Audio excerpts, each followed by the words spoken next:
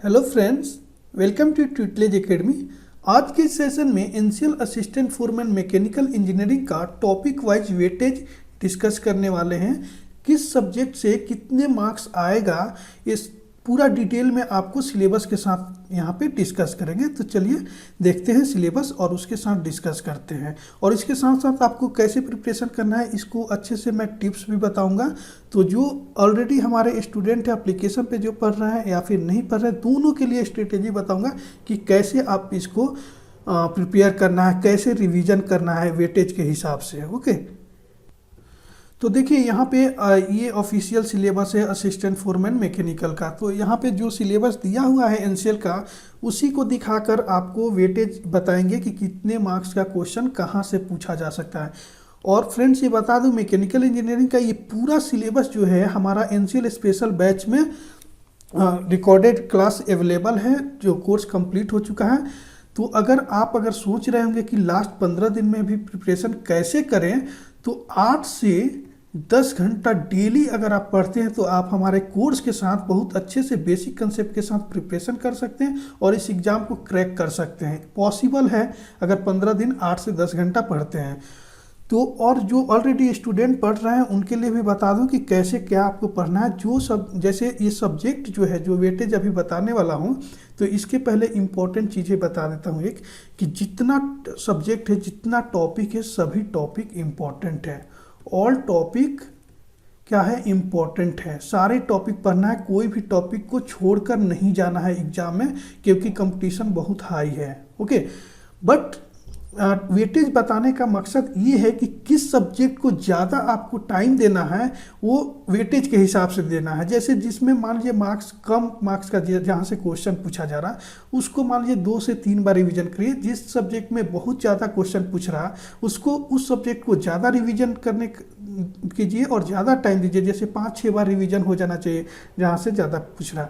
तो चलिए अब बात करते हैं वेटेज का। ओके, तो देखिए थ्योरी ऑफ मशीन है, theory of machine and machine design, concept of simple machine. तो थ्योरी ऑफ मशीन और मशीन डिजाइन जो है एक ही में है, ठीक है। तो आप हमारे कोर्स पर पढ़ रहे हैं तो टॉम और एमडी को कंबाइन करके देखेंगे, तभी आपको क्वेश्चन मिलेगा वहाँ से। ओके, तो यहाँ से क्वेश्चन जो है टॉम से और एमडी से 10 से 12 क्वेश्चन पूछा जा सकता है आपके एग्जाम में। ओके, और फ्रेंड्स ये भी मैं बता दूं, जो ट्यूटलेज एकेडमी का एप्लीकेशन नहीं डाउनलोड किए हैं, अभी तक नहीं पता है, तो आप डाउनलोड कर सकते हैं गूगल प्ले स्टोर से, या फिर इसका लिंक भी नीचे डिस्क्रिप्शन में दिया हुआ है। और एक नॉमिनल अमाउंट पे करके आप बहुत अच्छे से बेसिक कंसेप्ट के साथ प्रिपरेशन कर सकते हैं। सिर्फ आपको 999 पे करना होगा स्पेशल कोर्स के लिए, और इस कोर्स की वैलिडिटी 1 ईयर है।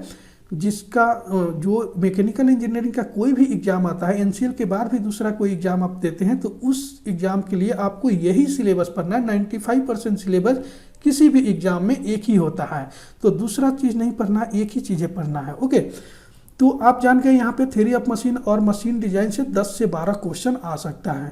इंजीनियरिंग मैकेनिक्स और स्ट्रेंथ ऑफ मटेरियल यहाँ पे भी कंबाइन कर दिया गया है, जो एक ही है, जो यहाँ पे दिया हुआ है डिटेल में सिलेबस आप देख चुके होंगे।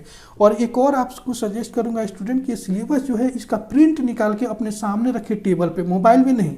मोबाइल ओपन नहीं हो पाता है, ओपन करते मोबाइल कुछ और देखने लग जाते हैं।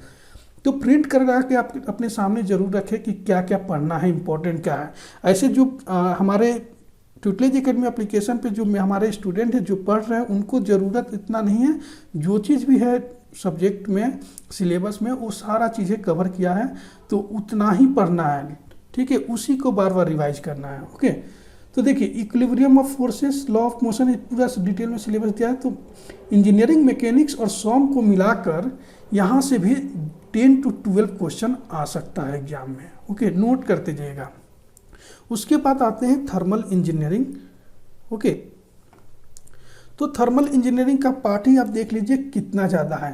तो थर्मल इंजीनियरिंग क्या है, थर्मोडायनेमिक्स प्लस आरएसी, ठीक है। थर्मोडायनेमिक्स एंड आरएसी कंबाइन है इसमें। आरएसी का पूरा पार्ट नहीं, कुछ पार्ट्स है, ठीक है। तो यहाँ से जो क्वेश्चन आएगा वो 12 से 15 क्वेश्चन आ सकता है। इसके लिए थोड़ा टाइम ज़्यादा देना है। पढ़ना सारे सब्जेक्ट है, बस इसको थोड़ा टाइम ज़्यादा देना है। और डिटेल सिलेबस दिया हुआ है, आप एक बार देख सकते हैं। ओके, अब आते हैं air standard cycle for IC engine. अब आईसी इंजन जो है यहाँ से बहुत ज़्यादा तो नहीं, बट 4 to 6 क्वेश्चन यहाँ से पूछा जा सकता है, मिनिमम 4 मैक्सिमम 6।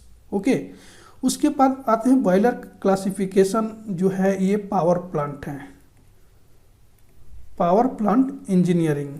यहाँ से जो क्वेश्चन है, यहाँ से भी मिनिमम 4 और मैक्सिमम 6 क्वेश्चन यहाँ से पूछा जा सकता है। ओके, अब आते हैं फ्लूइड मैकेनिक्स के ऊपर। जो किसी भी एग्जाम में फ्लूइड मैकेनिक्स और मशीनरी जो होती है, हाइड्रोलिक मशीनरी, इससे क्वेश्चन सबसे ज़्यादा पूछा जाता है। ठीक है, तो यहाँ से fluid mechanics and hydraulic machinery मिलाकर 12 से 15 क्वेश्चन पूछा जा सकता है। Minimum 12 question, minimum 12 question, maximum 15 question यहाँ से पूछा जा सकता है। ठीक है, तो बहुत अच्छे से इस सब्जेक्ट को पढ़ना होगा। कोई भी आप एग्जाम देने जा रहे हैं तो फ्लूइड मैकेनिक्स एंड मशीनरी की प्रॉपर्टी बहुत ज़्यादा इंपॉर्टेंट होता है। और सेकंड इंपॉर्टेंट, यानी फर्स्ट इंपॉर्टेंट की बात करें तो ये होता है किसी भी एग्जाम के लिए, और सेकंड इंपॉर्टेंट अगर टॉपिक की बात करें, सेकंड इंपॉर्टेंट तो ये होता है प्रोडक्शन इंजीनियरिंग। ठीक है, तो प्रोडक्शन इंजीनियरिंग में भी देख रहे हैं सिलेबस डिटेल में दिया हुआ है, तो यहाँ से भी 12 से 15 क्वेश्चन पूछा जा सकता है। मिनिमम 12 मैक्सिमम 15 क्वेश्चन पूछा जा सकता है एग्जाम में आपके। ये सारे यहाँ इसका सिलेबस है। ओके, तो इस तरह से टेक्निकल में टोटल सेक्शन ए में 70 क्वेश्चन आने वाला है, और सेक्शन बी में नॉन टेक्निकल जो होगा 30 क्वेश्चन आने वाला है, आपको पता है। ओके, तो अब बात करते हैं, कुछ आपको टिप्स बता देता हूं। पहले बताता हूं टिप्स, जो हमारे स्टूडेंट हैं जो ट्यूटलेज एकेडमी एप्लीकेशन पे ज्वाइन करके पढ़ रहे हैं, तो उनके लिए एक टिप्स बता दूं।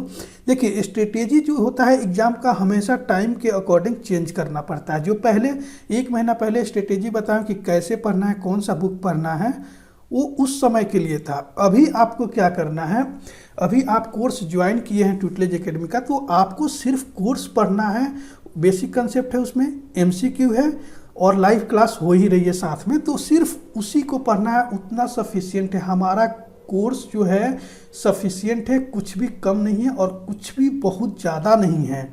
ओके, तो उतना कोर्स सफिशियंट है, उसी को बार बार अभी रिवाइज कीजिए। अभी कोई बुक पढ़ने की ज़रूरत नहीं। जहाँ पे बहुत ज़्यादा डाउट हो किसी टॉपिक में, तो वहाँ बुक ओपन करके वहाँ का आप कंसेप्ट चेक कर सकते हैं, पढ़ सकते हैं, अगर हमारे कोर्स में कुछ आपको कन्फ्यूजन आ रहा हो तो। अदरवाइज आपको कोई कुछ भी बुक पढ़ने की ज़रूरत नहीं है। अभी कोई previous year question paper solve करने की ज़रूरत नहीं है। अभी बार बार इस कोर्स को रिवाइज कीजिए, और जितना क्वालिटी क्वेश्चन हमारा MCQ कराया हुआ है टॉपिक वाइज, उतना आप करते हैं बेसिक कंसेप्ट के साथ, तो आपका सिलेक्शन हो जाएगा। बस आपको सब्जेक्ट पे कमांड करना होगा। और न्यू स्टूडेंट के लिए बता दूं कि अभी ज़्यादा से ज़्यादा आप क्वेश्चन जहाँ से भी प्रैक्टिस कर रहे हैं वो प्रैक्टिस करते रहिए, और जहाँ पे डाउट है, जैसे टेस्ट सीरीज तो मस्ट है, कोई भी स्टूडेंट हो, कोई भी एग्जाम दे रहे हैं किसी भी एग्जाम का, तो उसका टेस्ट सीरीज जरूर ज्वाइन करें और टेस्ट सीरीज दीजिए, टेस्ट का एनालिसिस कीजिए। जो भी क्वेश्चन आपको नहीं आता है, उस क्वेश्चन को पर्टिकुलर उस टॉपिक को जाकर आप एनालिसिस कीजिए अच्छे से, कि क्या आपसे गलती हुई है। तो इस तरह से आप प्रिपरेशन कर सकते हैं। फिर नेक्स्ट टाइम क्या होगा कि वो गलती आपसे नहीं होगा। ओके, और उसी टॉपिक को प्रिपेयर किए जहाँ पे वीक है। सारे टॉपिक को बार बार रिवाइज करने की ज़रूरत नहीं है। तो इस तरह से कर सकते हैं आप न्यू स्टूडेंट।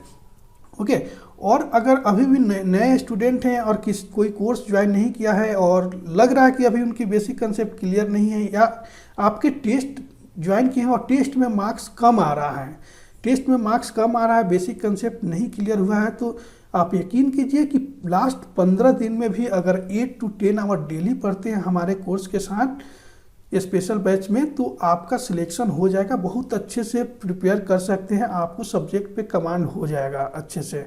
बस यही है कि 8 से 10 घंटा आपको कोर्स पे टाइम देना होगा, साथ में टेस्ट सीरीज भी सॉल्व करते रहना होगा। ओके, तो फ्रेंड्स, इस हिसाब से आप प्रिपरेशन कर सकते हैं। जिस पे जितना वेटेज है उस हिसाब से आप दे सकते हैं। जैसे FM पे थोड़ा ज़्यादा और प्रोडक्शन पे आपको टाइम देना है। और थर्मल इंजीनियरिंग की बात करें तो ये 3rd इम्पोर्टेंट सब्जेक्ट है ठीक है।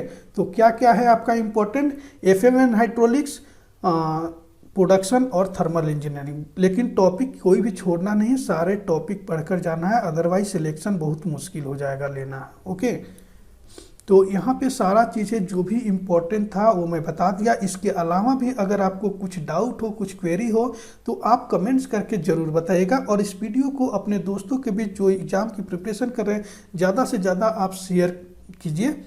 ओके, और इस वीडियो को लाइक जरूर कीजिएगा और ट्विटलेज एकेडमी का एप्लीकेशन जरूर डाउनलोड करके वहाँ पे विजिट कीजिए, देखिए कोर्स को। और जैसे गूगल प्ले स्टोर से डाउनलोड कर सकते हैं या फिर नीचे लिंक दिया गया है। ओके, तो मिलते हैं नेक्स्ट वीडियो में। Thank you for watching this video.